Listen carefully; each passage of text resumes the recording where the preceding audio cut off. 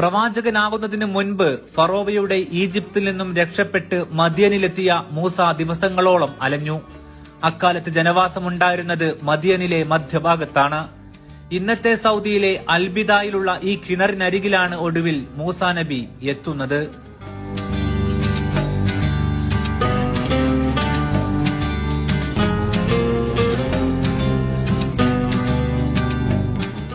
മദിയനിലെത്തിയ മൂസ നബി ഇവിടെ എത്തുമ്പോൾ കാണുന്നത് ഒരാൾക്കൂട്ടത്തെയാണ്.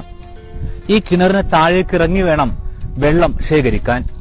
അതിനായി കഴിയാതെ മാറി നിൽക്കുകയായിരുന്നു 2 പെൺകുട്ടികൾ. അവർ ഷുഐബ് നബിയുടെ മക്കളായിരുന്നു.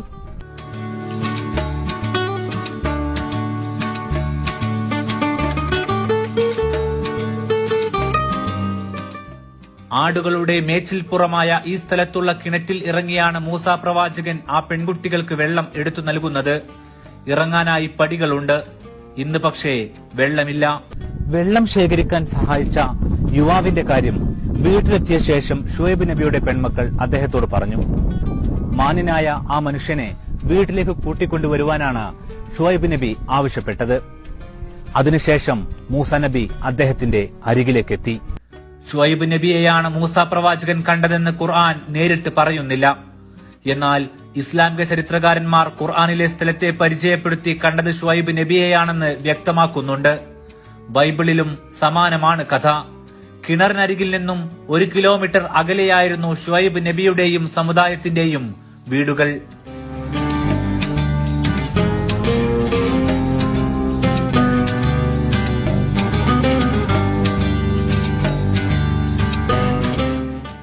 പ്രവാചകൻ മുഹമ്മദ് നബിയുടെ വരവോടെ ഈജിപ്തിൽ നിന്നും ഫലസ്തീനിൽ നിന്നുമെല്ലാം മക്കയിലേക്കും മദീനയിലേക്കുമുള്ള സഞ്ചാരികളുടെ എണ്ണം വർദ്ധിച്ചു. അവർ യാത്രക്കിടയിൽ ഇവിടെയായിരുന്നു വിശ്രമസ്ഥാനമായി പിൽക്കാലത്ത് കണ്ടത്. ഷുഐബ് നബിക്ക് ശേഷമുള്ള സമൂഹവും ഈ കിണർ ഉപയോഗിച്ചു.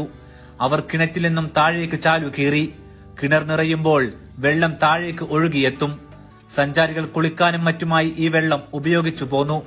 അതിന്റെ അടയാളങ്ങളും പുതുക്കിപ്പണിത കുളവും ഇവിടെ സംരക്ഷിച്ചിട്ടുണ്ട്.